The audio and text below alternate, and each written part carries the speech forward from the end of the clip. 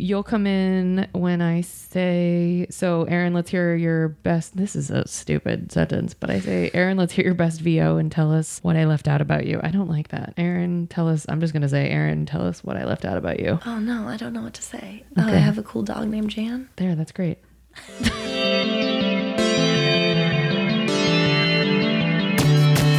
Oh, hi. You're listening to Service from Hell, a podcast featuring people that are currently in customer service positions or the lucky few that got out, and all the good, bad, and infinitely irritating things that go along with that work. I'm actor and writer Kate Gaffney, and I'm uniquely qualified to discuss this as I currently work at a very busy and very popular comedy club in Los Angeles. And at least one of you listening right now has probably grabbed me and told me that you were ready to order when I was running around like a crazy person. So let's eat. I'd like to welcome our guest, Erin Lampart. Erin is a voice actor and comic originally from Lancaster, Pennsylvania. Currently, Erin is co-producer and host of the extremely successful stand-up show / pizza party, Sauce, and recently completed a sold-out run of her solo show, Lamps, An Evening with Erin Lampart. Who? At the Lyric Hyperion Theater in Los Angeles. For those of you not in LA, you may have seen Erin on the Comedy Central hit Corporate or on True TV's Hack My Life. I better know Erin from the halls of the Second City and for sure being on stage a time or two improvising our stupid faces off. So, Erin, tell us what I left out about you. Well, I'm glad you mentioned that I do have a stupid face. That is very true about me. I also have a dog named Jan, who I love so much. Hi, Jan. She's just a little fluff. And so, okay, you're originally from Lancaster. Actually, that's not entirely true. I forgot where I'm from. I originally am from, I was born in Queens, New York. What? I didn't know that. Well, I was born at Long Island Jewish Hospital, which is technically in Queens. Oh my God, I love that. And my parents bought a house in Long Island. Our grandparents lived in Queens. So I kind of like lived in both of those places until I was 10. And then we moved to Lancaster. Oh, so you're 100% a New Yorker. Like, yeah. Yeah, 10 years makes you, yeah. Yeah, I mean, childhood, yeah. Yeah. I'm glad I wasn't a teen in New York. I don't know. I feel like I would be a very different person if I was a teenager on Long Island. Because they were exposed to too much too soon? Or I don't know. It's just a whole different culture, you know? I can't explain it. Okay. So you move from New York to Pennsylvania. Do you identify more with Pennsylvania than New York? Or do you go back and visit New York and you're like, oh, this is home? You know, it's interesting because a lot of home that existed in New York is no longer there. Oh. You know, a lot of my family is still there, but like the houses that I grew up in, you know, everybody's like in a condo now or something. But Pennsylvania feels like home. I mean, like I definitely laid a lot of roots there. Okay. So, yeah, I think Pennsylvania is a little more home, but I definitely have that, you know, that city streak. Yeah, you do. That explains the East Coast fire in you. There's a little bit of New York. Okay, so did you go to college out on the East Coast and then move to LA, or where'd you go? I didn't go to college. Ooh, I purposely asked that to shame her. I'm an asshole. Hey, I'm not shamed. Good. You shouldn't be. All right. So you graduate high school and move out to LA, or what's your, okay, so what happened? No, I didn't go to college because I was never encouraged to make anything of myself. Real talk. Because when you're a woman, you serve the men. Anyway, so yeah, also I'm not from any sort of generational wealth. So it was just always kind of like, no, you can't, we can't afford it. You can't afford it. Like, so I just didn't go. And I worked. My parents were like, you have to work. Basically, they were like, you have to work for a year until you figure out what you want to do. Now, was that post high school or was that during high school? This is like during high school. Jesus. And like, I was like, okay, well, I know what I want to do. Well, which was? I wanted to go to like an art school. I wanted to go to like the University of the Arts, something like that. To do what kind of art? I wanted to like do theater. I was a theater kid at heart. But now looking back, thank God I wasn't a theater major.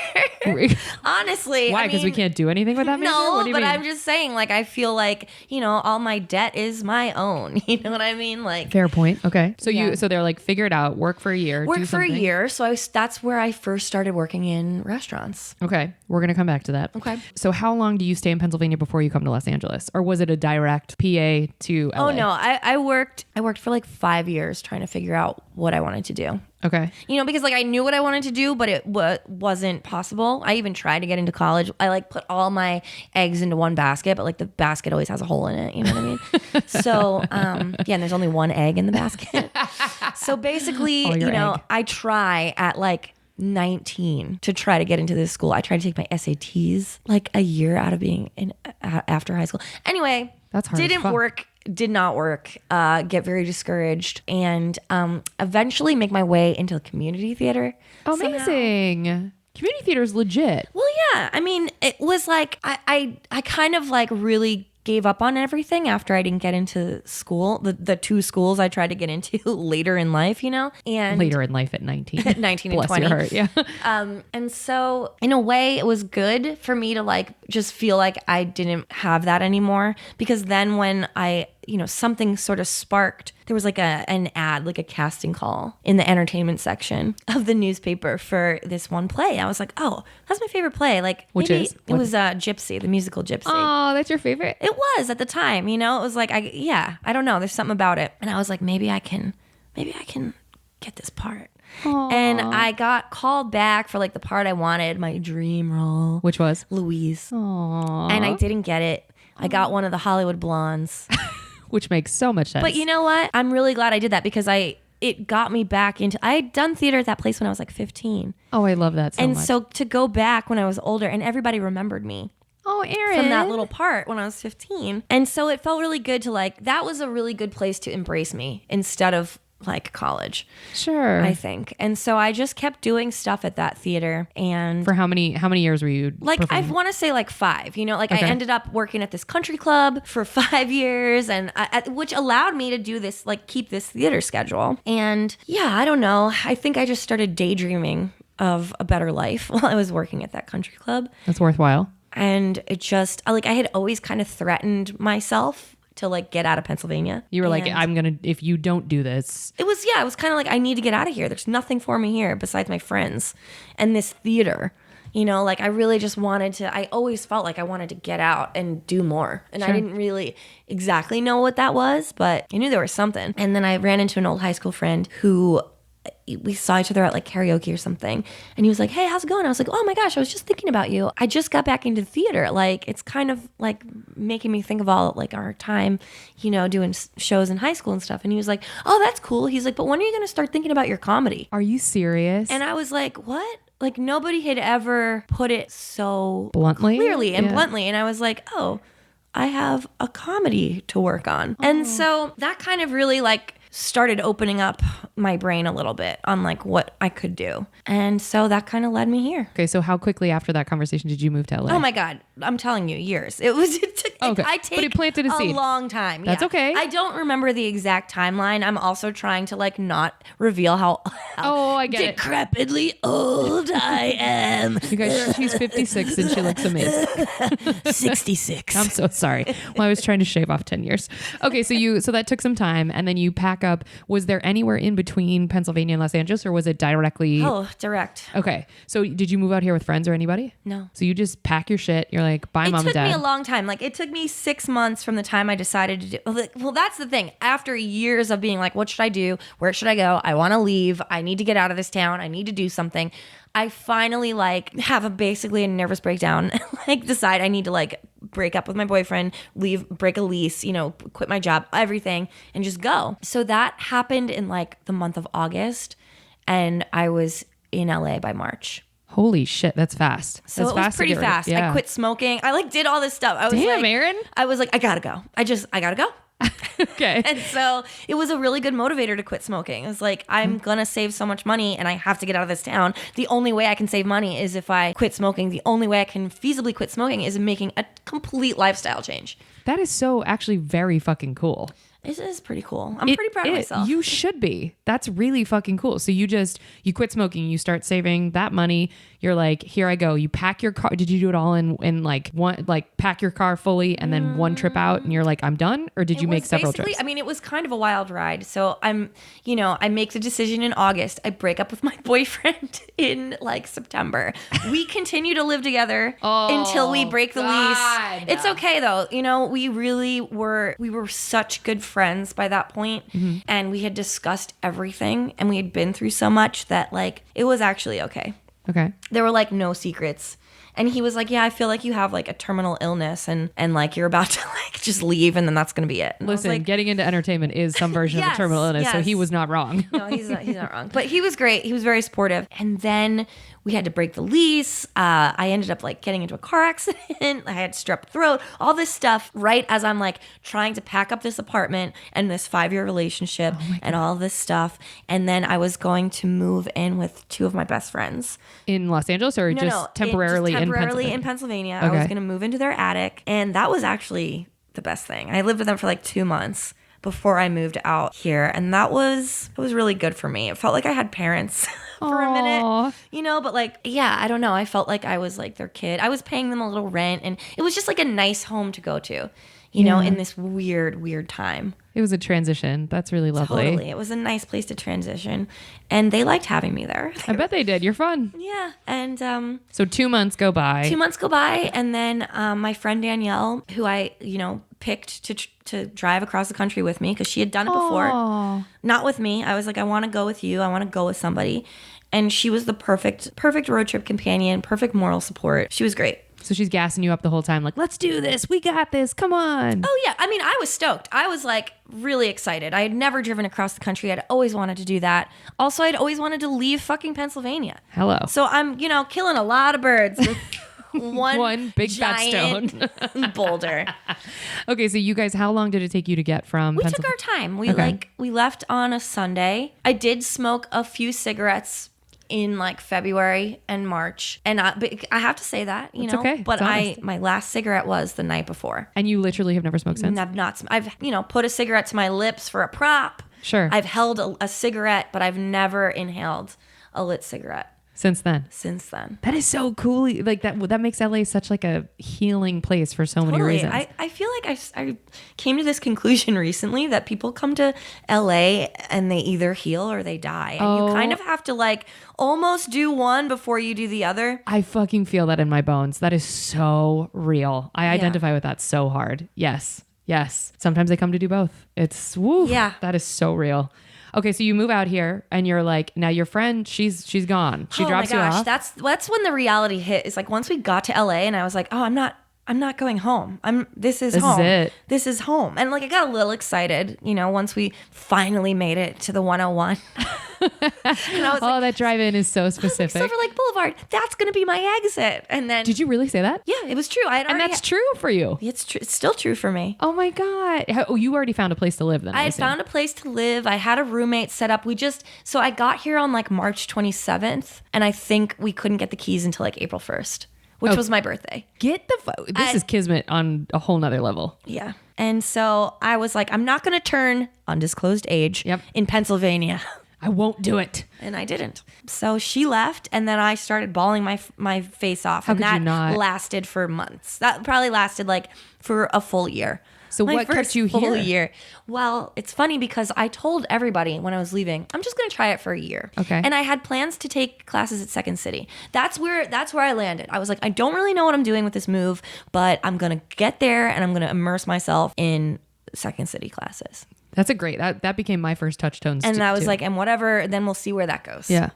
So you're like, I'm giving myself a year. Yes. And you were crying every day. And I was like, so what kept you beyond the year? Because if I were crying every day for a year, I don't know that I would have stayed. Just thinking about like, there was so much that I left behind, but at the same time, there was nothing for me. Like it was just such a pull on my brain. Yeah. Of like, oh, there's nothing for you, but there's nothing here. It was just like, oh man, I had never felt more alone and lonely and lost in my life. LA it can be tough. But it's good. Yeah. I mean, it was really good for me. I had been a relationship girl. I had been constantly doing things for everybody else. And this was the first time that I was like, okay, kid, it's just you and me. And it was really, I mean, hey, best thing I have ever done. Move to LA. Oh yeah. So you give it a year, then you land. Are you taking Second City classes during the first year? I start with an immersive, what was it called? Immersion class. Yeah. Intensive immersion class with Dave Rosowski. Oh, he was the best. I love you, Dave. If you listen to this, you are the best. Yeah, still the best. I still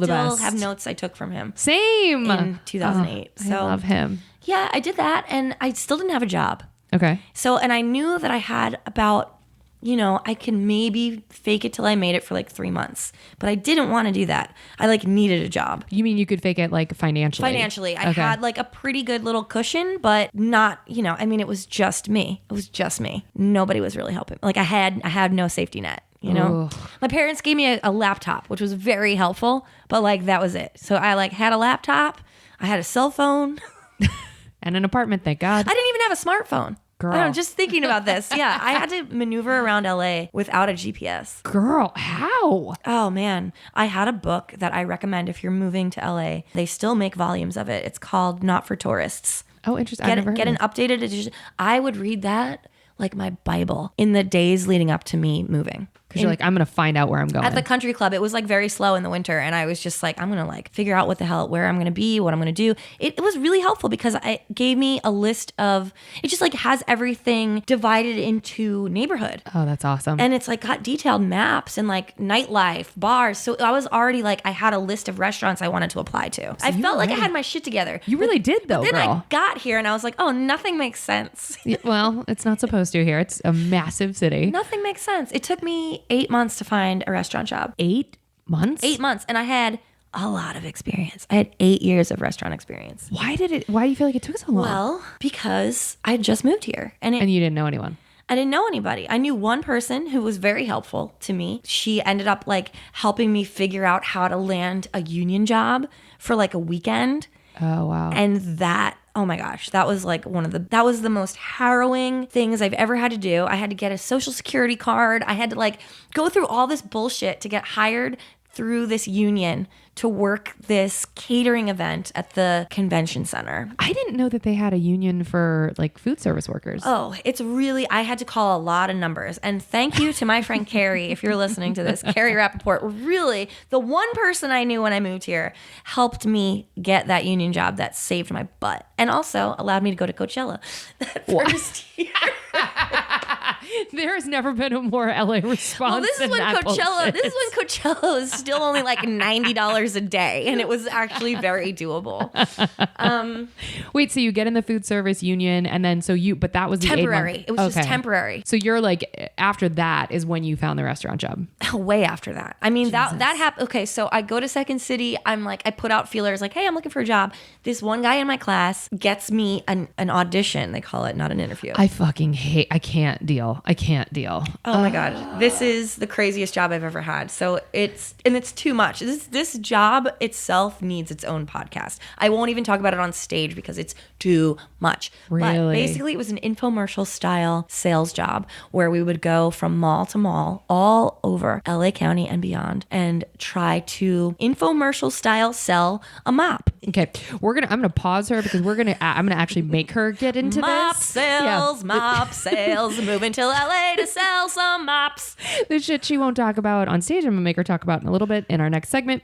So, okay, so you're in LA now. You've been here for a minute. You feel settled. Is LA home? Oh, now? Yes. Yeah. Oh, totally. Okay. Yes. And so you graduated Second City? I did. Yeah. Okay. I took all the classes you could possibly take. Okay. I took writing. I did everything. And then I was like, well, I guess I'm done. Okay. So what got you into stand-up, out of improv into stand-up? Because those are two vastly different things. I never wanted to be a stand-up. I don't even consider myself a stand-up. I'm a comic. I'm a comic. Okay. I'm an entertainer, baby. But I thought that all stand-up was just like, what's the deal with this?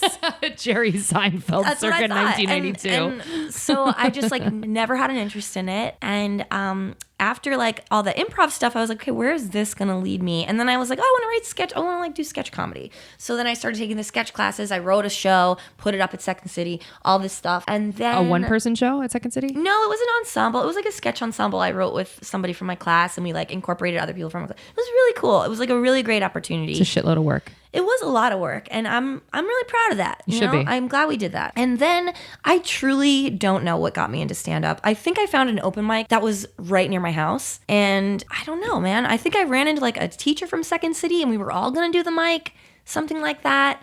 And it was just like, yeah, maybe I'll try this. I got some stuff I can talk about. And were you overwhelmed, or did you love it the first time you stepped on stage? I fucking hated it. The first time I did an open mic, it took me like 8 months to go back. Really? Yeah. Because people don't understand, for a lot of open mics, you're mostly performing for other comics. Oh, yeah. And performing for other comics is you may as well cut your own limbs off because they won't laugh at you. They're jealous of you. They're mad at you, especially if you're a woman. Mm-hmm. Sorry, but that's a fact. Mm-hmm. And then especially if you're funny, if you're a funny woman. Forget it. Then they're even more mad. Yeah. So you do this open mic, and was that the reception? It was like crickets? What I remember most is not my performance, which I'm sure was nothing. Spectacular. First time up at the mic. What I mostly remember that made me never want to like go back was sitting through 2 hours Of other people's bullshit. Dude after dude after dude No. after unfunny dude, and waiting for my turn, and watching the room empty out as more people go to do their turn. And now I'm like, oh, I'm going to be performing for this empty room.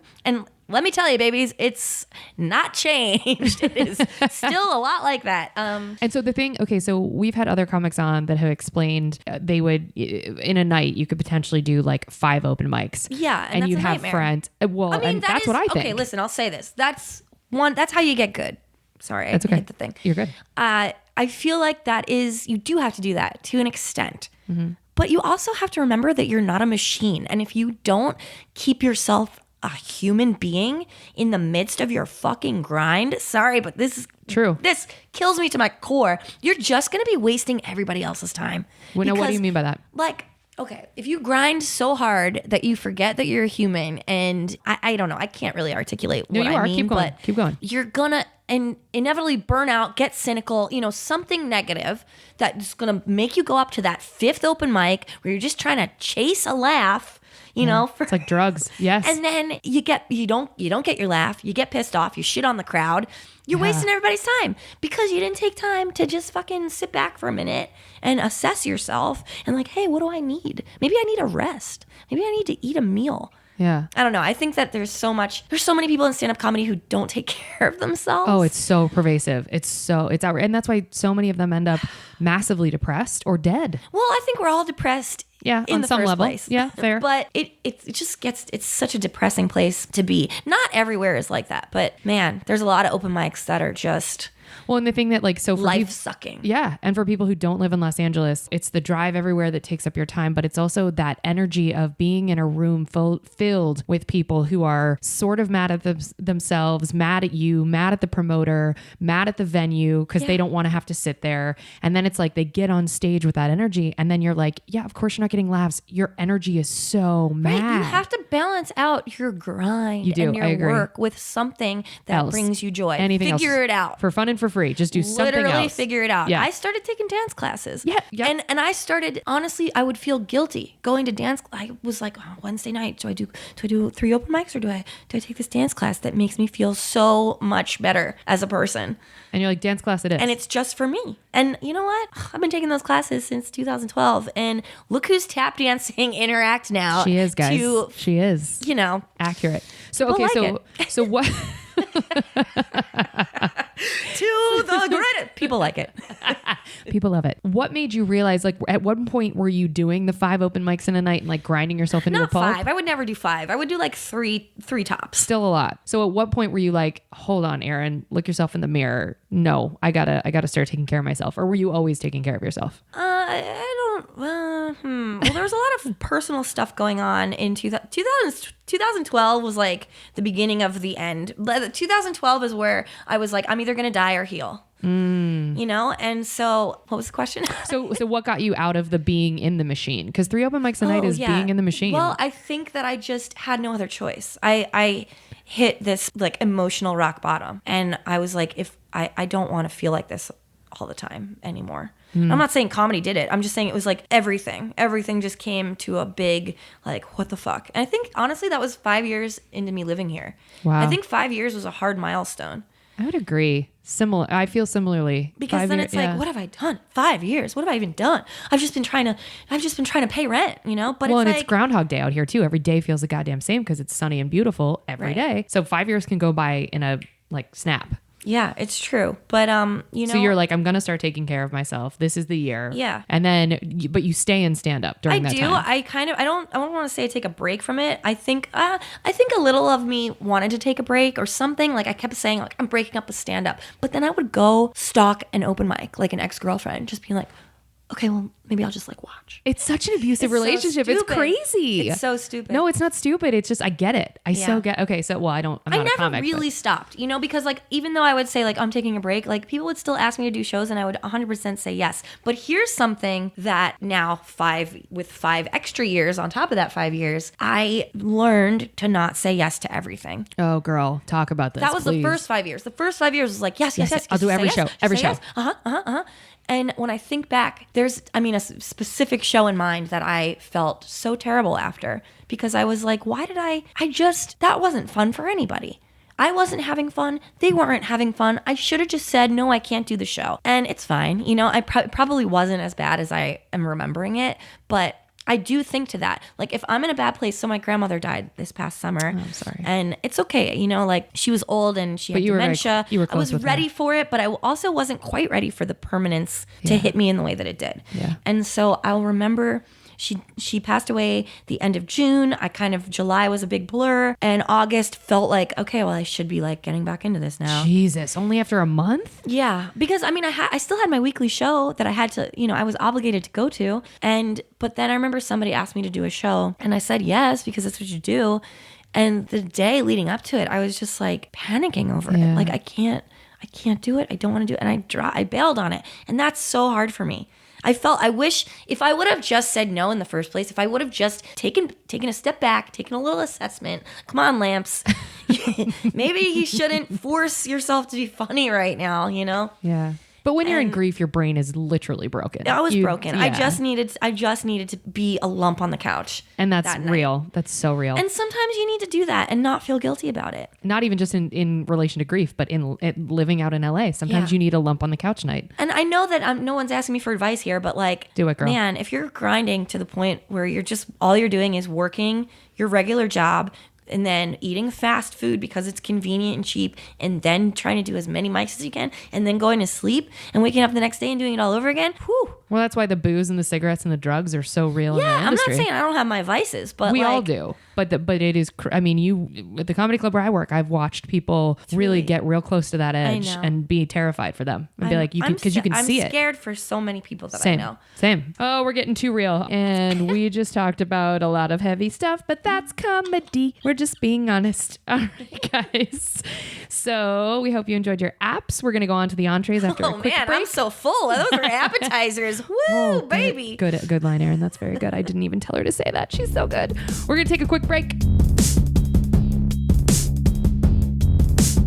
We are back, and now it is time for the entrees. Okay, so Erin, this is the super speed round of questions. Now, this is where mop job better come up because the audience is pissed I interrupted that story, and I really want to hear it. But we're going to go in order. What was your first job ever? First job ever was, and I know this is like not the government, but I have to say it, my first job ever was painting faces. Get the fuck out of here. Funk's Fruit Farm. Tell me that's real. Funk's Fruit Farm has to. I love alliteration. Funk's, yeah. No, they had like a pumpkin patch thing every year, and my friend was like, "Oh, I was supposed to do this, and I can't. You should do it." I'm just gonna interrupt. Shout out to the owners of Funk's Fruit Farm because, God damn it, they couldn't survive in spite of the alliteration that they had. That is the best name for a business of all time. Okay. Well, Erin contributed a bit. So your girlfriend's like, "Hey, I can't do this job. You want to step in?" Did you know how to paint faces? No. Oh God. But it was really cool. It was really easy. It wasn't that busy. Wait, someone asked for Batman and you just paint? No, we had like a little guide, and it was nice. You pick what you want. It was free, so that nobody was like, "I want to be a tigress." You know, it was just like, "You want the whale or do you want the spaceship?"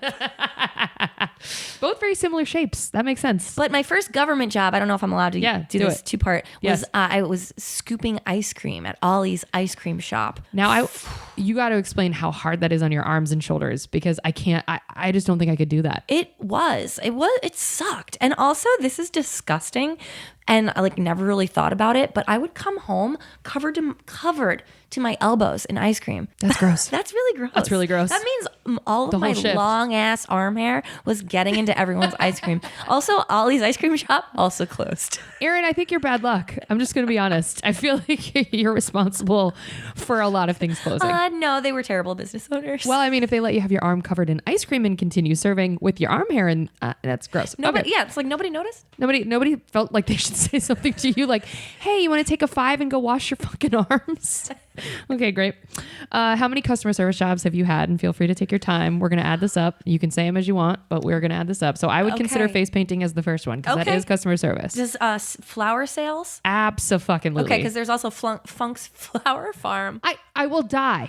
Whoever, God bless, may they rest. That's just a very common Pennsylvania name. But also the alliteration is brilliant. It is. Funk's Flower Farm, Funk's Fruit. What was it? Funk's Fruit Farm. This is smart. I'm very sad they're closed. So you worked on the flower side as well? Yeah. Mother's Day and Easter, you would make a shitload of money in high school, just like cash in your hand for working a very long day of selling bunches of flowers. Who gave you the cash? Was it via the farm. tips? The farm gave you cash. Yeah. Okay. You just got paid for your hours. Let's see. There was face painting. There was fruit farming.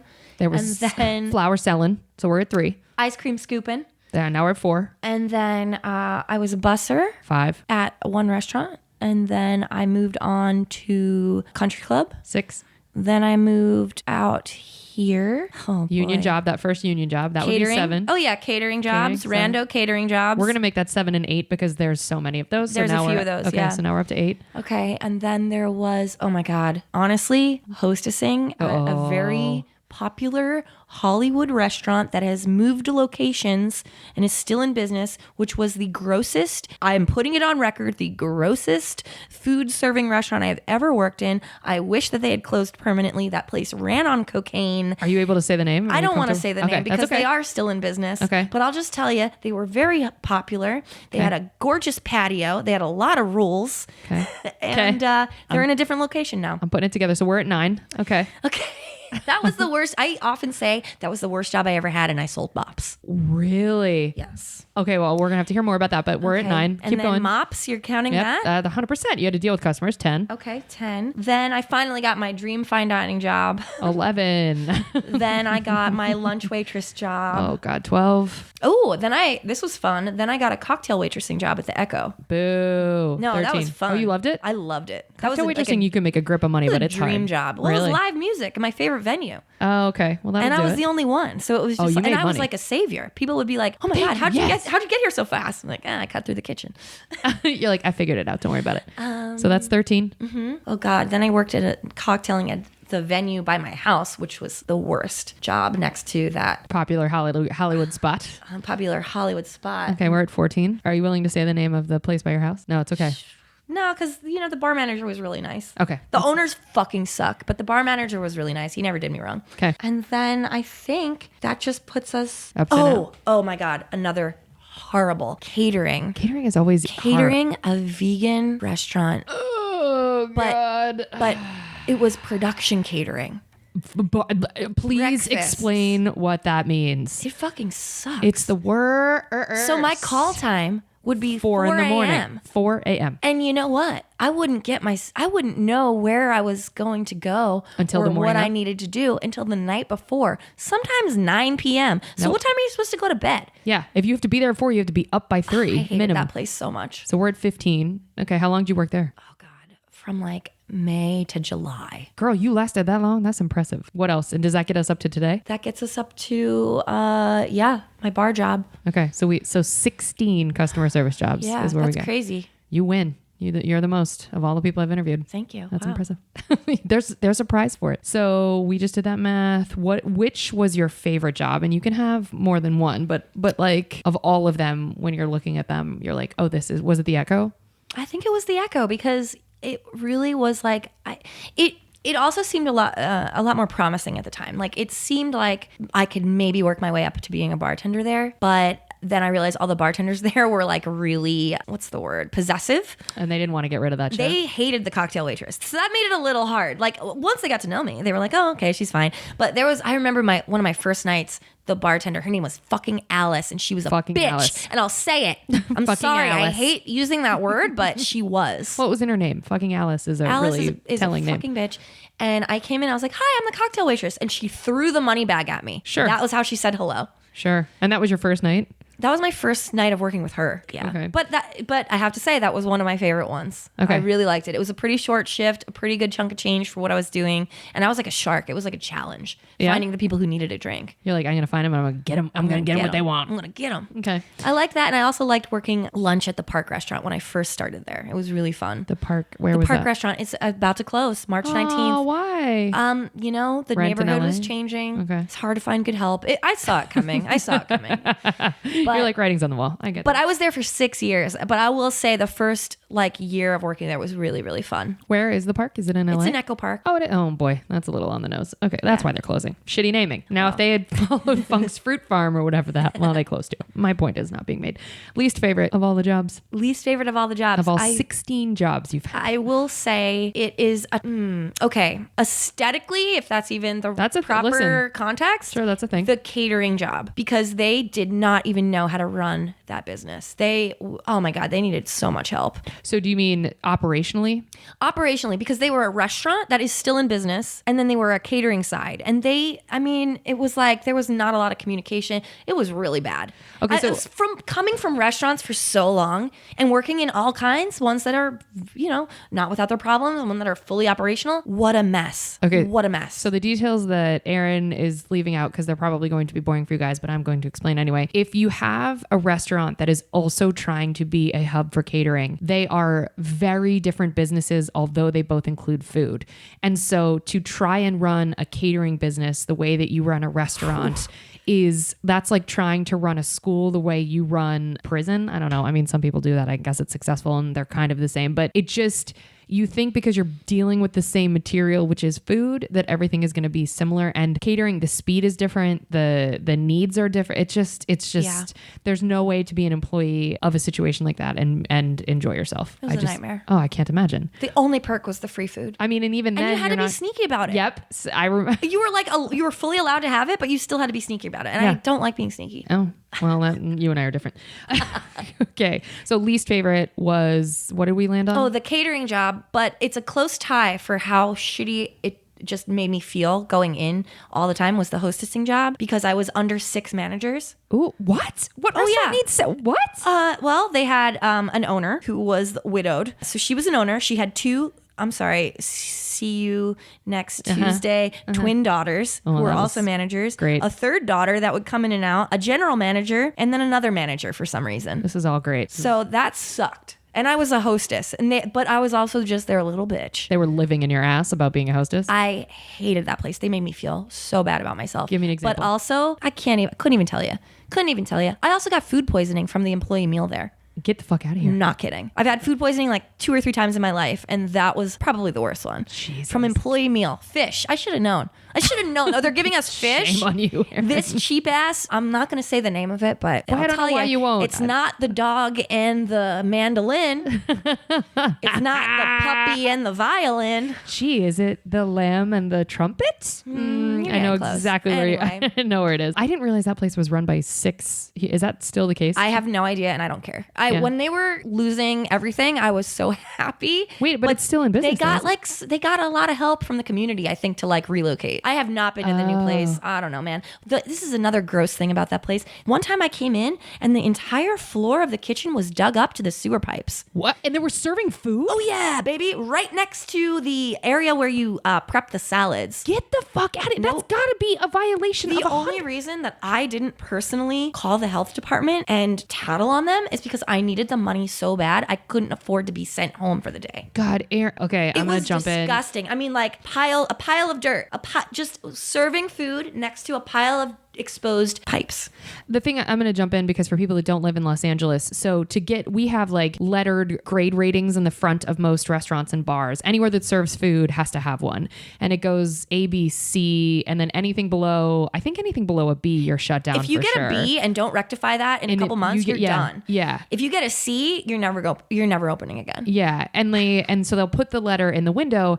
And listen, I worked for a place that had mold everywhere and they were paying off the person that gave give the letter. And that happens in LA a lot too. But to get a B is so easy if you're not paying the people off. If you have a sink in the wrong location, they'll make you demo the kitchen and start over. Sure. So the fact that they were able to be operational with it. Now, granted, you don't have the health board coming in every single night. So maybe this just happened to be a night they weren't coming in. But like if any customer became aware of that and made a single phone call, they would have never been operational again. It was wild to me that none of the other employees were phased. That is weird. That's like, oh, this place has been a shit show for as long as it's been running. That's trauma. And like the only person who made a comment was one of the servers. So I worked lunch, so I would always see the transition. One of the servers coming in for dinner was like, what the fuck? Why didn't anybody call? And I was like, I would have, but I needed the money. I can't afford to lose this day of work. And that's the other thing with being in customer service is that like very often we have to choose our battles, and often it comes to, do I want to pay my rent or do I want to serve lunch with the flu? Oh, I've done it. Oh man, I've gone to work. What's up with your voice? Oh, I just have allergies really bad, which is true. Yeah,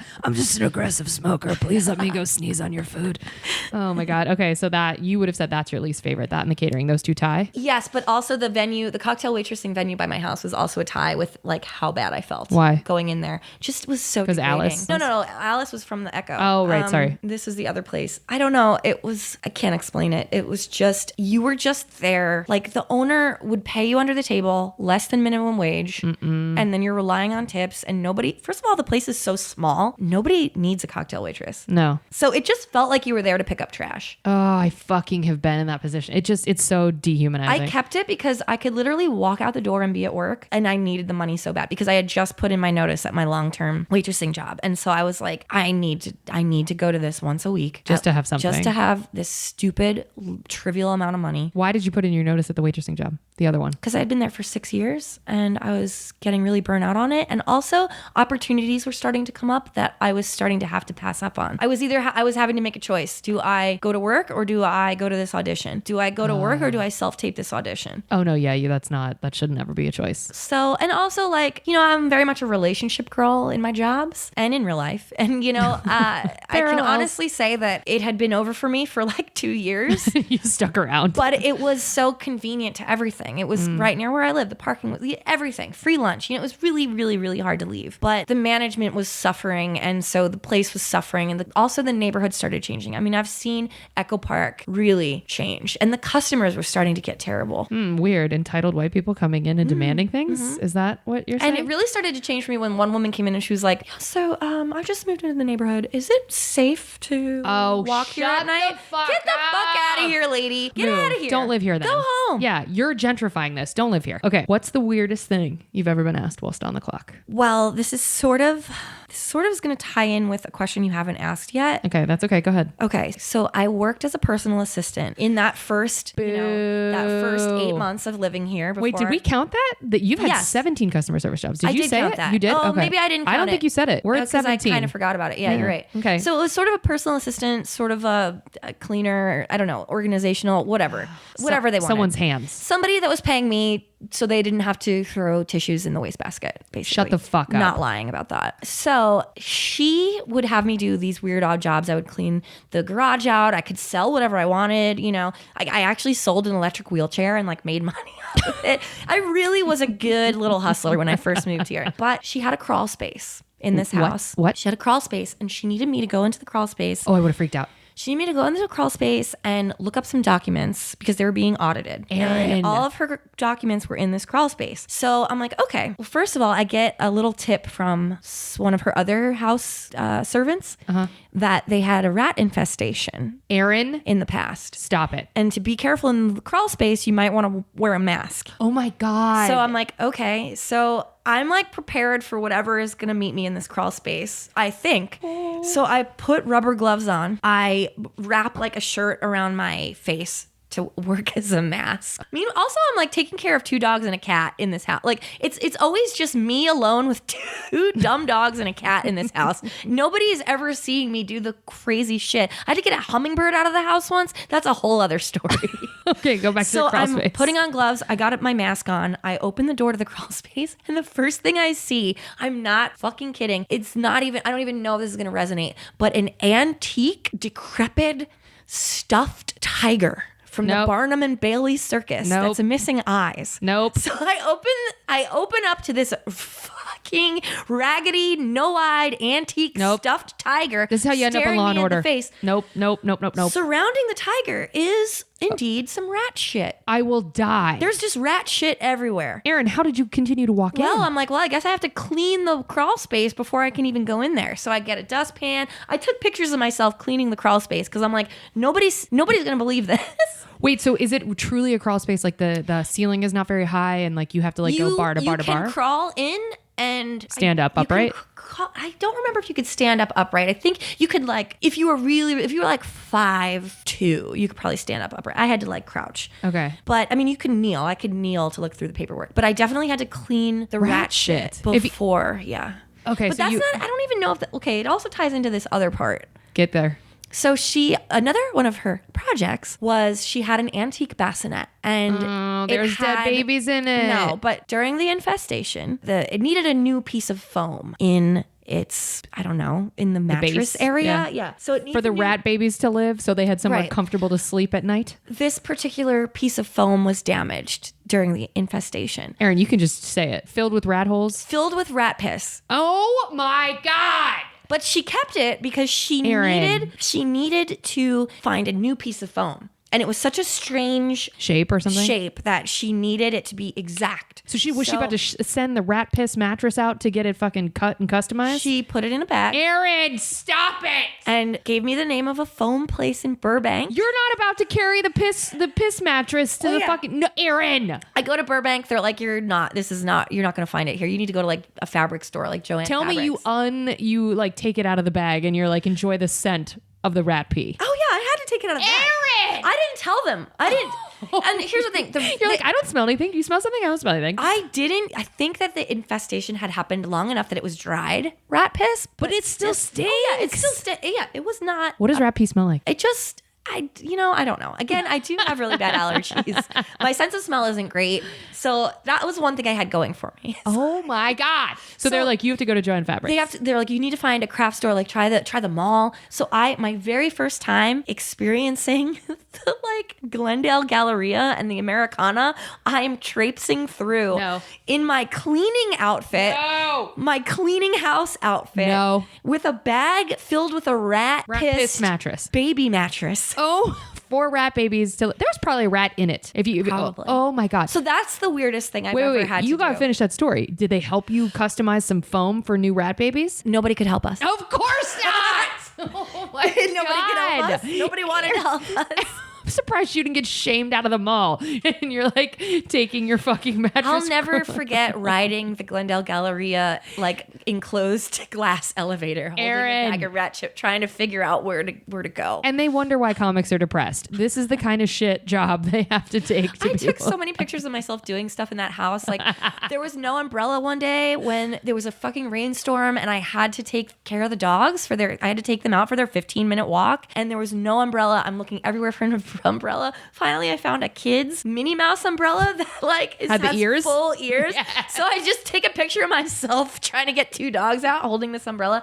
When I had to get the hummingbird out of the house, Erin, I took a paper bag and a tennis racket and I filmed myself getting it out of the window.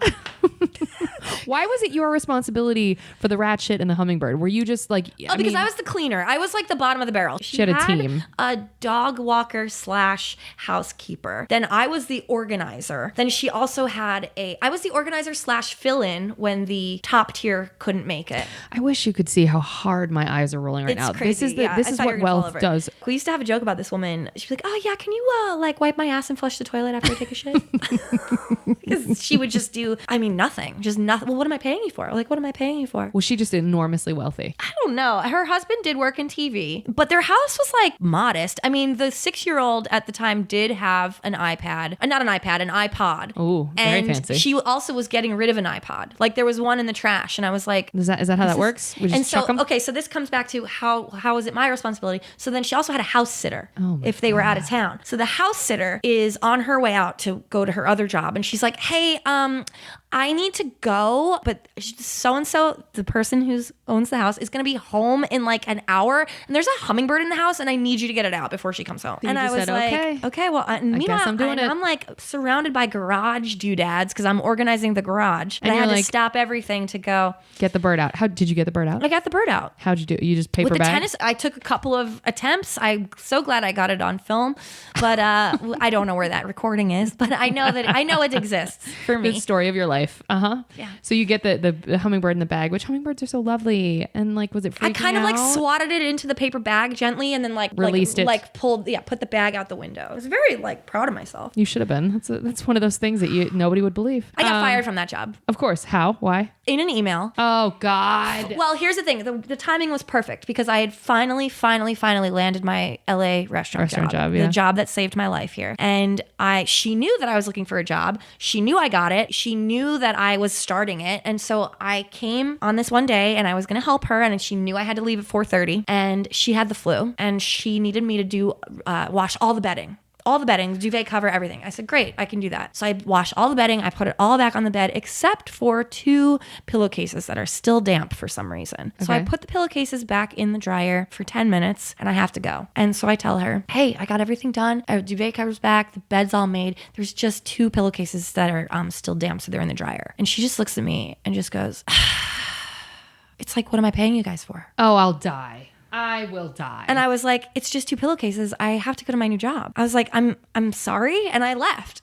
Good job. And I swear, like the next day I got an email that was like, hi, so husband and I have been going over our financial stuff. Yuck. And it turns out I have to cut down on my helpers. Of course you do. Which it was kismet. It was like, all right, great. And then I think I forwarded that email to my friend and called her a cunt. I hope I can say that on your podcast. You can. You totally can. And I think I still didn't really know how Gmail worked. I think there's maybe a chance she would have seen that. I'm still not sure. I don't care. I truly don't care. I still have the iPod. And does it still work? Still work. That's incredible because most of their shit breaks down. Okay, so that's a lot of weird shit you've been asked to do. Hell yeah. What's an incident like with you that made them ask to speak to the manager? My first year or so working at my bar job that I have now that I do love, it's okay. It's pretty good. What it's good is good. Listen, I've been there a while. When I first started there, we didn't have a bouncer. And it's in an area of Echo Park that still at the time didn't have a lot of foot traffic, but had a lot of transients, really right down the street from an encampment. So we would frequently get people coming in needing change or demanding something or just coming in spaced out and not knowing what to do. So it was kind of taxing to have to kick people out all the time. Doesn't feel good. And then, there'd be times where we would deal with an intoxicated person and then it's like, okay, well now I have to deal with this. And I don't know if you know this, but young men don't like to be told what to do by a woman. What? Yeah. Erin? Yeah. So this is so helpful to know this. So I'm telling this guy that I need to take his beer or I'm not going to serve him or his friends anymore unless I see their IDs. I'm just jumping in and I don't mean to interrupt, but you are going to finish the story. The thing in California that people who don't serve out here don't know also, and maybe it's just specifically Los Angeles. I just had to take a class on this. If you are, so say the person went to 4 bars before you and they had 8 drinks or whatever, you don't know how much they've drank. If they come into your bar and you serve them literally half of one cocktail, even if you go to take that drink away, realizing that they are too intoxicated, if anything happens to them and they choose to sue, they can sue the last bar that served them.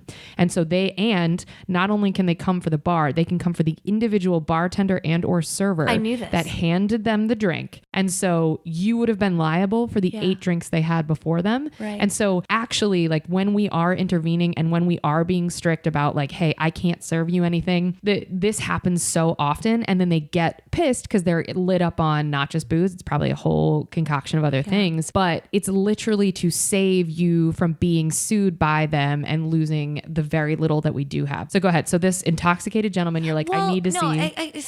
I'm trying to remember the story because it happened a couple, there was so many incidents before we had a bouncer that they kind of all jumble Blend in my together. brain. And I also kind of blocked some of them out because they were really traumatizing in a way. One guy touched me and I was like, don't touch me. And he's like, what, did I grab your ass? No, but fuck you. Get out of here. Also, don't touch me. Anyway, so, okay, I think what happened with this particular incident is there was 2 guys, 2 girls, and the guys ordered the beers for the girls, and I didn't see the girls come in. And again, we don't have a bouncer. I look back there, I'm like, there's something about them I don't trust. There's something that seems off. I don't know. I am very observant. If you're underage, I can tell. Yeah. They just act a little differently. Yeah. I could just tell because I don't like being sneaky, but I can be sneaky, and I know what sneaky looks like, baby.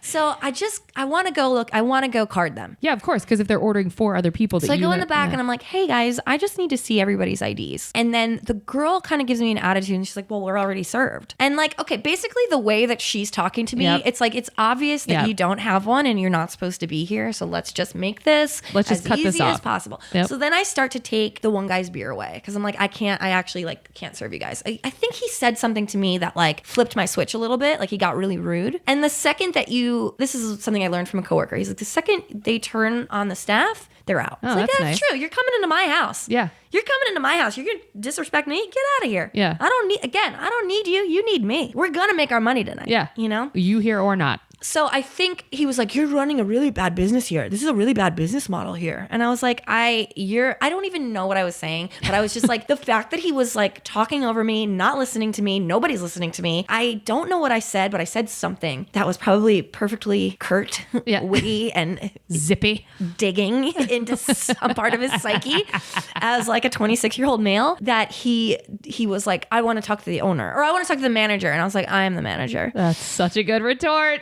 I think he even asked my name and I was like, I don't have to tell you that. Oh, good. So clear. So not one of them gave you an ID. No, I don't remember how. I think they left because I was basically shouting them out of the bar. That was such a frustrating time in my life when we didn't have a bouncer. But also what a fun experience to shout someone out. I mean, sure. Maybe sure, retrospectively. Sure. And when we didn't have a bouncer, did I Dukes of Hazzard style leap over the bar to kick people out? Yes, I have.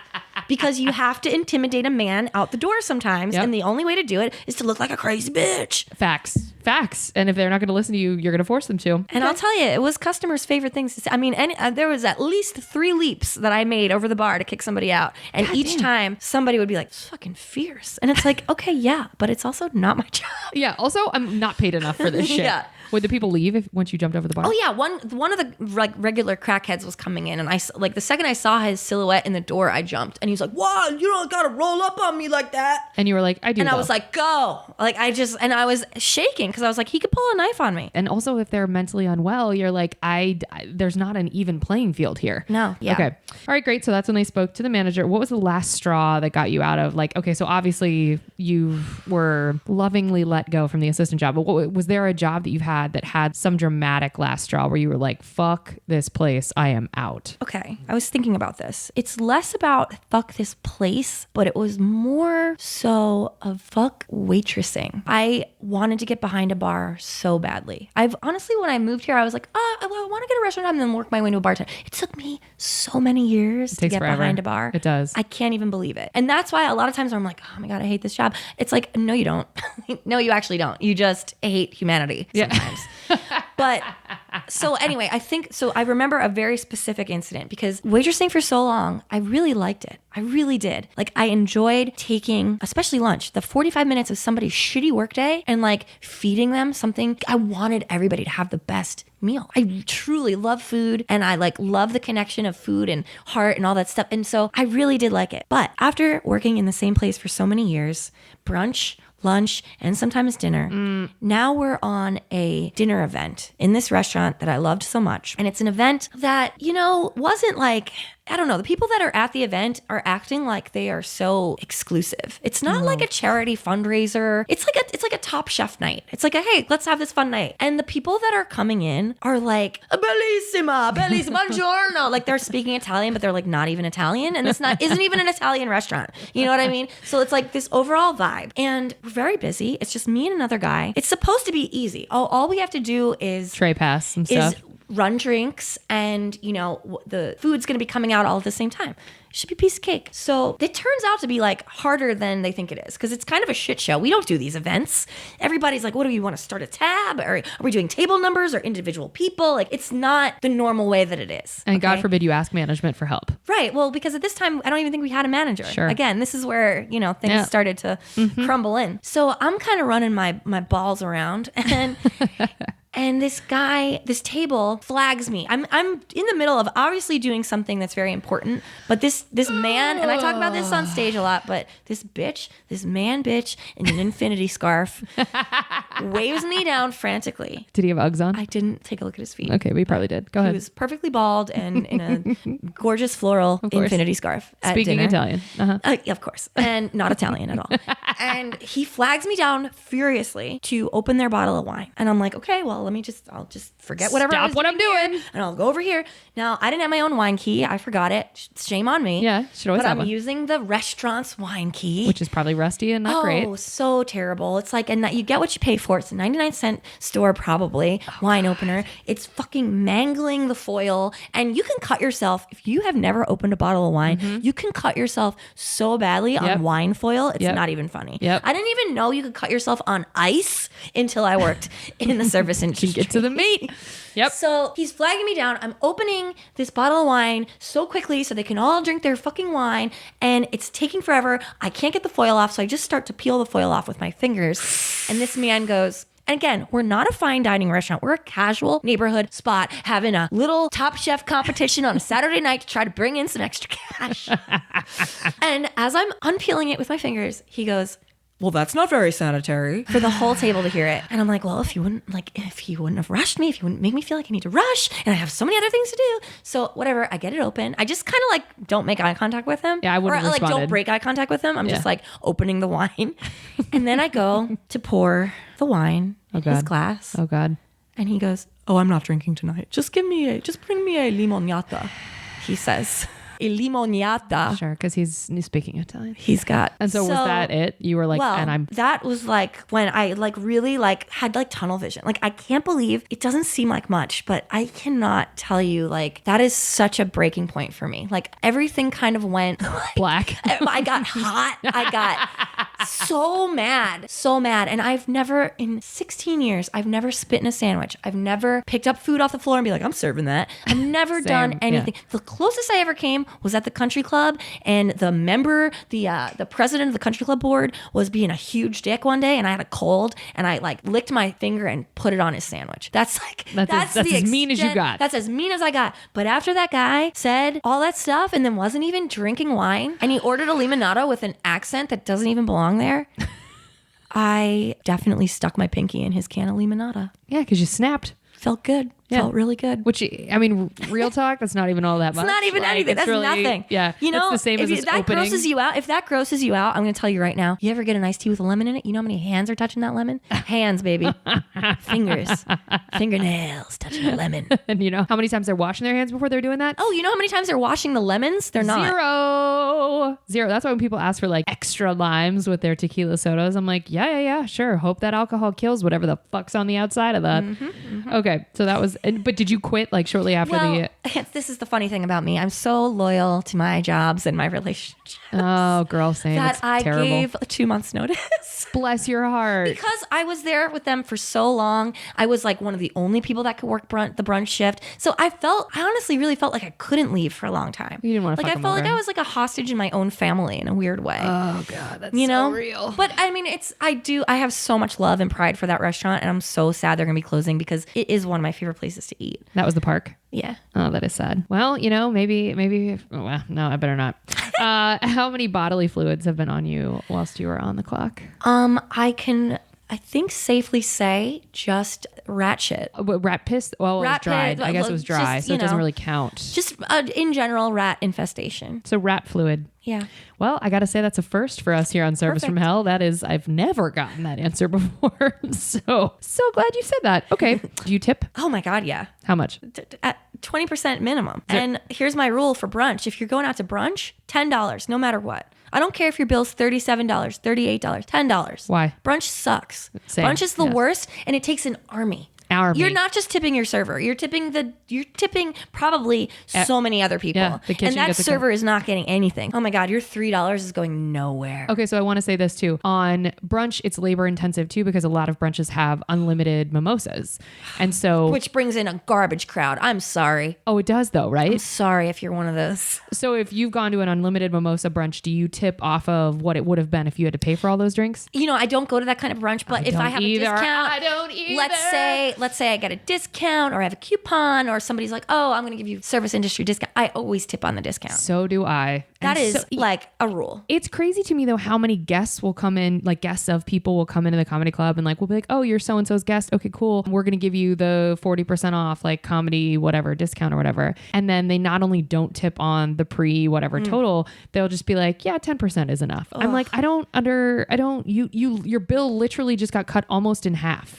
I mean, I can go off on. I know this is supposed to be a speed round. No, but do I have it. something Get there. To say about Say tipping it. Right Let's now. go. Okay, so when I was cocktailing in Echo Park in 2013, somebody, after I gave him a drink, puts $1 on my tray and then puts another $1 on and goes, $1 a drink just doesn't cut it anymore. That has stuck with me for the past 6 years. But I think that's kind. It's very kind. You took that as shitty, or you were no, like, I think that's great. No, I think that's great. Oh, because like he was aware enough. Yes. $1 a drink. You're so right. It doesn't. Also, as a cocktail waitress, I'm saving you so much time. It's cocktail waitresses should be getting $5 a drink. No question. In my humble opinion. No question. But having said that, now whenever I go to a bar, I think that same mentality. $2 a drink. Minimum.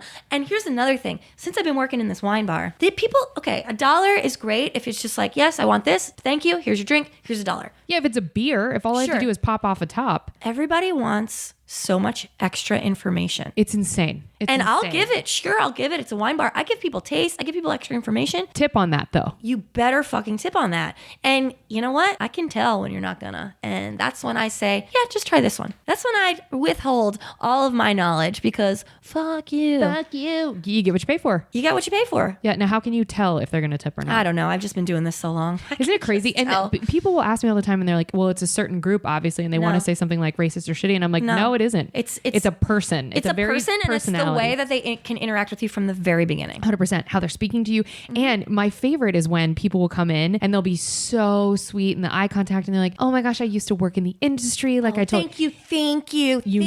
That person never fucking tips. That person. They think thank you is like enough. Or if they acknowledge, oh no, like I used to work in the industry. Well, if you don't currently, first of all, I don't know that I believe you if you say you used to. Right. And if you don't currently, now I'm suspect because I'm like, yeah, but did you work in it when you were 5? Like, yeah. Go ahead. Okay. Well, here's the other thing to wrap up this tipping thing that has just blown my mind. My boyfriend was watching an old episode of Cheers and somebody tipped Carla a quarter. And she said, and this is 1982. And she said, well, that's about 75 cents short of a real tip. In 1982. It was $1. $1. 38 years ago. 82. So if you're still tipping $1, after almost 4 decades, kill yourself. You're right. That's a really get good. Get out of town. Especially get out of my bar. Get out of my bar for real. Okay. Have you ever been stiffed? Oh yeah, of course. People don't tip at bars all the time, but I can't get mad at it because, and this was my mentality when I worked at the park too, because I had so many regulars that loved me, and I really did care about people, that if somebody stiffed me and be like, fuck you, I don't need your money, because I know that this guy Mike's gonna come in and I'm gonna know what he wants. I'm not even gonna have to take his order. We're just gonna nod at each other and he's gonna leave me $5. And I know that's gonna happen. So fuck you, I don't need your money. But I did have another breaking point with this particular tip.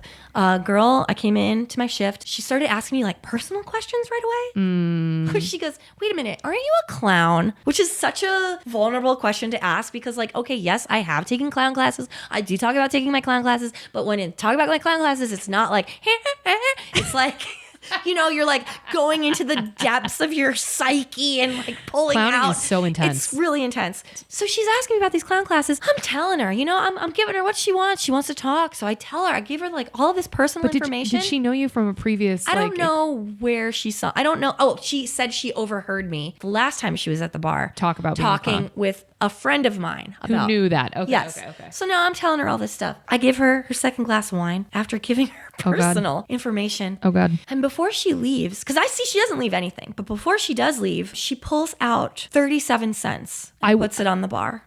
What? I don't know.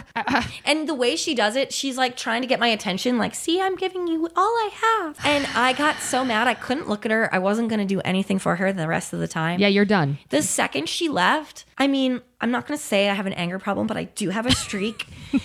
And it really, like, again, Boiled. so hot. Yeah. So hot. It's all black. The second she walked out, I flung the money off the bar. And then I felt bad about it and I walked around the whole bar and picked it up. And there was a guy who watched the whole thing and he just goes, "You are fascinating."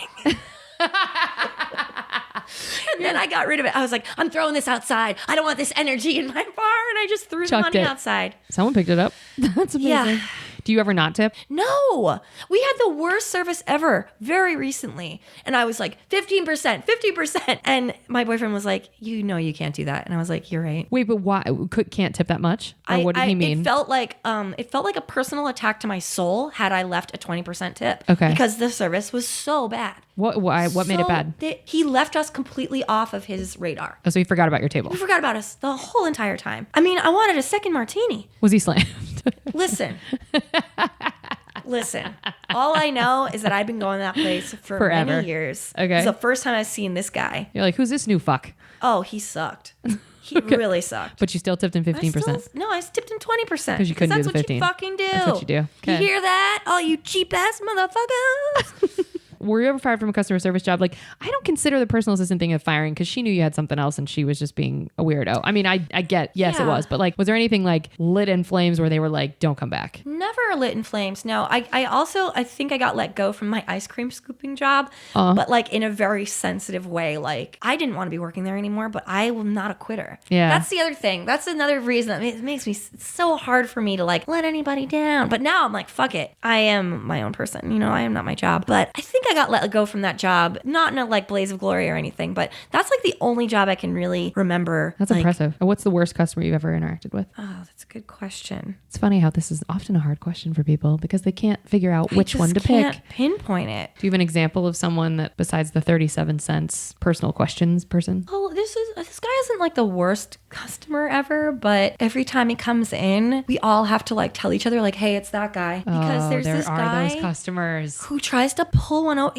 I don't know who he thinks he is or why, if he thinks that we're that dumb or if he's that dumb, but this guy will come in, he'll order the most expensive glass of wine and then he'll walk away. So you have to like find him to start a tab. If he doesn't do that, he'll start the tab, he'll say, "Leave it open." And then a couple things either happen. If he walks away before he starts the tab, you either can't find him or, you know, because we're so busy. He does this when we're so busy. He knows what he's doing. Yeah. He just tries to get away with shit. Or he'll come up and he'll order something and say that he doesn't have a tab started. Like he'll close out his tab and be like, "I only had one of those. Oh, that must have been my brother." That must have been my twin that just vaped. So my coworker and she's talked to me about this guy. I'm like, "I don't know who you're talking about." Then it happened to me. And I'm like, "Oh, I know exactly who you're talking about." So then he comes in one night on a Saturday, pulls the same shit, orders a $17 glass of wine, starts to walk away. I'm so busy, but I'm like, "Oh, no.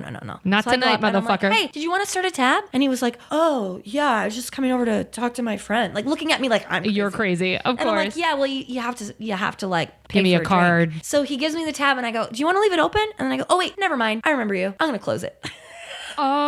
Amazing. So I go and I close it and I bring it back and he goes, "Wait, what does that even mean?" And the girls that are with him are looking at me like, What happened? And I just go, Did he tip you? "I don't remember. I don't care." Didn't matter. Wasn't the point. Matter. Sometimes our petty asses when we're working in customer service, it's like, "Keep the tip. I need the glory of this moment." And I'm going to take it. That is my tip. Yeah. I did get in trouble. I didn't get fired, but I did get in trouble. I got a phone call. About from that? a boss. No, about a different situation. I was off the clock, but my coworker wanted me to call last call. And I had a really bad interaction with somebody who was taking forever to decide, wasn't letting me help them, was just making me give them tastes of everything. I'm telling you. And I was like, "Let me help you." And then he didn't tip. You fucking piece of shit. And so before he walked away, I was like, "Excuse me." I was like, "Did you finish signing this? Because there's..." "Oh, so you meant to do that?" I was like, "Oh, okay, cool. Just wanted to make sure." But why would you get called about that? You were that's not rude. That's not where it ends. So then So there's nothing I can do to retaliate that. I'm so pissed. I'm not feeling well. I wanted to leave a half an hour ago, but my coworker was like, "No, I need your help. It's busy." But it wasn't. And so I'm like already annoyed that I'm still there. So the only thing I can do to retaliate against this is there's little candles on all the tables and I just go by and I take their candle away.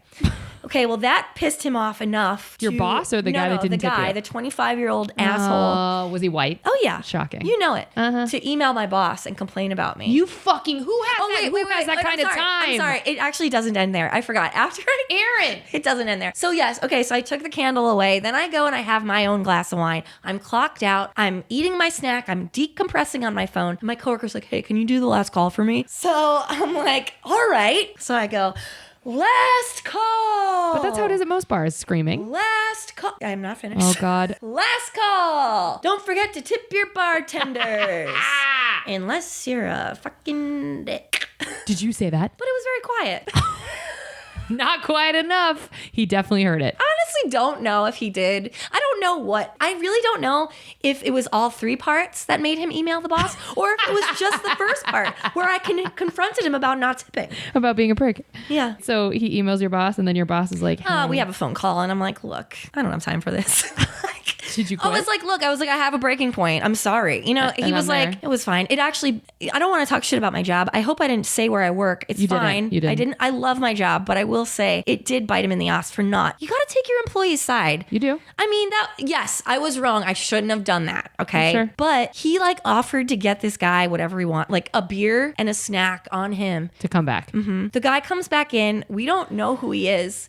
We get the text after he's already like dealing with my other coworker. Okay. He racks up a $45 tab. Of course he did. Doesn't tip and doesn't pay for it because it's on the house. You got the email when it was really supposed to be an $8 beer and a $5 order snack. Of bread. Wow. So they got he tasted them on a bunch of wines. They got the most expensive wine and then they got food. Yeah. Like, you know what? Came back and got your boss. Yeah. Cost you $45. I can't stand that when managers are just want to not deal with the person so they give them and has that guy ever come back in? Of course not. Because he got his free shit and that was all he wanted. I had a guy give me a bunk card once and knew he did. And then a very massive comic who's incredibly famous surprised everybody and came in to where I was working and was performing. And the couple had already left of the guy who gave me the bunk card and they had like $100+ bill. He comes back in the back and tries to get his table back. And at this point I had already had the tab voided because I was like, he's gone. God. And like, thank God my manager was like, all right, you couldn't have known that. So, because otherwise in most restaurants, guys, when you walk out on a bill, we have to pay it. Yeah. And it's so unfair. So that's what that guy who I was like, I remember you because he's done that. And then you have to pay it. No. And that's not fair. And we're closing him out every time. And depending on what the tab is, Nathan, it might be the full thing that you would have made that night in tips. Right. And he comes back and he tries to watch this very famous comic. And I was like, the card that you gave me didn't go through. I tried it 3 times. Did you want to pay for your tab? And he was like, I gave you a working card. And I was like, you didn't. And then I have to get security involved and management involved. And then this other extremely famous comic is trying to get on stage and this situation is interrupting it. And is then the comic acknowledging it? Oh, he stopped talking. He stopped. He was just like, Wow. because he's so famous, he couldn't be like, what's happening? I mean, I guess he could have, but didn't. Yeah. And like, I'm not saying their names on purpose because it's just, it's too intense. So then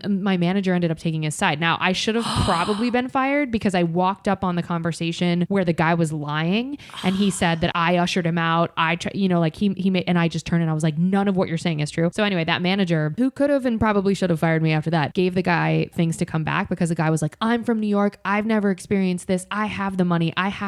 He was creating such a scene. I was like, he doesn't get to see these 2 comics either. You gave me a bunk card. You knew you did because then you hand me a card that isn't even remotely the same. Like it'd be different if you give somebody a card that looks like, oh shit, this is my other Citibank card. I forgot I gave you the wrong one. Right. You gave me it's like a red card versus like a purple card. Like you know you gave me the wrong card. That kind of shit makes me fucking crazy. But in any other place, you're stuck with a bill. Yeah. I'm going off. This is about. This is catharsis. I mean, hey, you know? Okay, well, on that note, now we're going to get on to the good stuff. We hope you save room for dessert. Okay, what was the nicest thing a customer has done for you whilst you were on the clock? Oh my goodness. This is pretty nice. As much as I talk shit on that country club job, because I worked there for so long and I worked in the drinking, gambling, smoking section, just right off the 18th hole. They called it the 19th hole. And I waited on the same retired old grumpy men for so many years. I didn't tell them until 2 weeks before. I knew I was leaving, but I was like, fuck you, fuck this job that doesn't want to give me the raise I deserve. And so I gave them 2 weeks and then I told everybody. I also wanted to get like Christmas tips, which would happen. You would get Christmas tips because it was not a tipping kind of a place. So I waited and then I told everybody that I was leaving. And then I don't know how many of my regulars got together and got a card. Oh. and they signed it, and they put a bunch of money in it. That is super That lovely. was so. I mean, honestly, when I think about how many people signed that card and how much money those people have, it should have been a lot more. But no, but I still have that card, and something in that card has stuck with me forever. And somebody wrote, "Thanks for bringing sunshine into our bleary lives." Oh my God. And I was just like, holy shit, like that is what I do, huh? And that's really seeing you for who you are, which doesn't often happen. So that was probably the nicest thing. That is for sure the took nicest. care of my gas money. That's so lovely. What's the best lesson you've learned working in customer service? Oh my God, just treat people like human beings. We are all human. We are all human. Nobody's better than anybody else. Look your server in the eye. Maybe take your sunglasses off. Oh. I started taking my sunglasses off. I never would have thought of that. But once I start working brunch on a patio, I realize what a strange, I can't even, the dynamic that is. That's really puts somebody, that really can make you feel like you're being demeaned. God, I didn't even think about that. It didn't feel like that for me, but like, you don't know who you're dealing with. So now anytime I'm sitting outside with sunglasses, I take my sunglasses off. I look the person in the eye. This is a line from a Fish song. Oh. I'm really revealing myself here. Nerd. But, it's just such a good line. Try not to step, look into the eyes of everyone you meet and try not to step on your best friend's feet. I really do I think eye contact is such a tiny little detail that if we paid a little more attention to, I just think our overall human interactions would be a lot better. Vastly improved. Well, that's a Dave Rosowski callback because that was his thing with improv. He was always like eye contact first, last, always. Like that is what decides a scene. Okay, what's the best customer you've ever interacted with? Honestly, I'm going to give him a shout out. Jacob Sinclair, if you're not listening to this, but I had a regular at that restaurant job. He was so nice. He came in all the time. He had his little music studio down the street. He would bring in like famous people, but I am blind to that. Like I don't know who anybody is. So that's another reason he liked it. Is like nobody like gives us a hard time in here. And he was just always really great. Knew what he wanted. Like his guests were always really nice, except for Courtney. Well, now I'm just shocking. saying a lot of names. But you know what? She was unapologetically herself. But he was really great. And on my last day, he tipped me $100. And nobody's ever done that before. I've always heard about people getting like these great tips, like, oh yeah, somebody, and then that night that somebody left me my best tip ever. And nobody had ever done that. Wow. And it was really cool. It was really, really cool. And like he was somebody who was also like a friend. Like we had met outside of the job. And it just for him it felt like he saw me as a whole entire person. Oh God, what a great way of saying it. That is what feels the best, that you are a human. He saw me as a whole entire person. What's one piece of advice you would give to customers that interact with customer service workers? Here's a good one. Pretend that everyone you interact with is someone you love. Sometimes I do that at the bar because I have a coworker who's so negative that I can't. I gotta come in and I gotta like level the energy. I want to make this night a positive one. Sure, if I'm going to give you my time, so treat everyone like as if they were someone you love. Yes. So I'll have nights where I'm just like in such a bad mood, and just to try to flip my switch, I'll try to pretend that everybody is like that one annoying mom's friend that you have, or you know what I mean? Yeah, like that you're like, I love this. Okay, I know this. I love them. It's just them. I think that could really help. Just anybody you interact with, just pretend that it's somebody's mom that you know, or just somebody, like put a little compassion behind your interactions, because man, I've seen some people treat some people like garbage. Mm-hmm. It's disgusting. No one deserves that. No one does. Anything else you want to let people know about customer service jobs before we wrap Not up? everybody hates it. Not everybody hates it. And not everybody is like on that level of like, well, if you don't like the job, you shouldn't have it. Like, well, first of all, some people don't have a choice, let's just get rid of that mentality, because some people can't choose the jobs they want, Hello. Anyway, not everybody hates it. Not everybody is against you. Not everybody is trying to just get your money. Like there are actually people that just want to be nice, who just want you to have a really good meal. Well, how can people get in touch with you, Erin? Are you doing another solo show soon? When does Sauce happen? Like, how do people get eyes on you? The best way for you to find out anything I'm doing is to follow me on Instagram and Twitter. Also, because it's the only thing Hollywood cares about are those numbers, baby. Let's get those followers up. So give us your handles. So I am, that's So Lampy on Instagram and Twitter. You can find out all the shows I'm doing there. Is it? And can you spell that for people? I know it's THATSSOLAMPY. Amazing. Okay. Everyone was able to write that down. What were you going to say before I interrupted you? I was going to say, I'm also, I have another solo show I've been working on. It's really fun, and it is all restaurant related. It's like all of my restaurant nightmares coming out into this form of a one-woman show called Erin Lampart Serves Herself. Follow me on the stuff. You'll find out the dates, and you can find me at the Super Serious Show March 18th at the Virgil, 8 p.m. if you're into that. It's a great show. And that's in LA. Well, we're going to drop your checks now. Thank you so much for listening. If you want to help us out here at Service from Hell, leave us us a 5-star review on iTunes and tell your friends to listen. It will help us reach more people that need to be schooled on the art of being kind and will be catharsis for those of us still working in the industry. And if you have stories of your own, we'd love to hear from you here. Email us at servicefromhellpodcast@gmail.com and someone from our team will let you know if we're going to read your story on air. Remember, if you can't afford to tip, you can't afford to go out. So don't be garbage and be good to people. It's easier that way. Thank you so much for coming out, Erin. Thank you so much. Appreciate this you. was so fun. Good night, everybody. Bye.